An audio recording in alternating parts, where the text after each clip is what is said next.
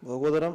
Јас до сега во мојата пратеничка кариера не сум видел човек кој што е толку спремен себе си да се полева со пепел и вака јавно да се бламира на сцена во парламентот и навистина се вчудоневидувам зошто е тоа така. Не можам да разберам. Лаги, континуирано лаги, шамар од реалноста, уште ден и продолжува, но тоа си е негова работа. Прво треба да ми се извините зашто тука еден месец малтретиравте во собранието дека немало да има редовно исплаќање на пензиите. Тоа е една работа. Ке има на први покачано за 6.000 денари од до година за 7. Редно е да се постави прашањето колку вие економски генијалицу во ваше време додека бевте втор човек во владата ги покачавте пензиите.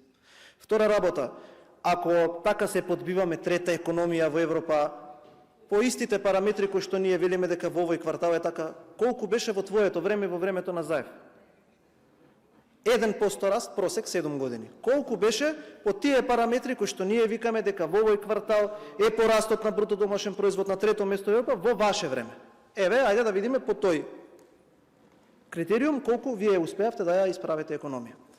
За капиталните инвестиции има една клучна разлика. Сменета е методологијата и се исплаќа она што е реално изведено на терен. Тука нема капитални инвестиции да префрламе на Елем за Васко Ковачевски да ги краде парите. Тука нема капитални инвестиции кои што се префрлуваат во компаниите на Артан Груби. Тука има капитални инвестиции кои што реално се изведуваат на терен. Нормално треба да кажеме како. Отворете на интернет, вчера премиерот имаше пресконференција, замислете во државата има платформа за следење на капитални инвестиции. Што значи тоа? Дека секој еден проект кој што има епитет капитален може да се следи од интернет. Колку пари се обезбедени, колку пари се исплатени, до каде е проектот, избран изведувач или не избран изведувач, во која фаза на реализација, се си стои на интернет. Може да се провери.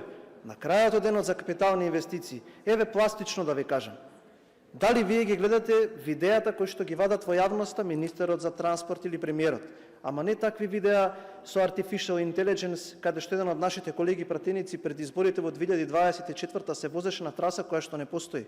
Зборуваме за реално изведени километри на терен. Не зборуваме за 1500 километри патишта кои што само во видеото на Ковачевски ги имаше, во кој што патем во тоа видео беше завршен и киче во Охрид. Реалноста е поинаква. Едно е ние тука што се зборуваме, едно е тоа како е на теренот. Така да ве замолам за да дискутирате вие, да, во ред, ја разбирам политика, мора да има некој основен кредибилитет. Токму ради ваквите изјави кои што ваквите луѓе ги кажуваат од оваа говорница, па ја дигнитетот на собранието. Ве замолам колегијално повеќе да не го правите тоа. Благодарам. Благодарам вам за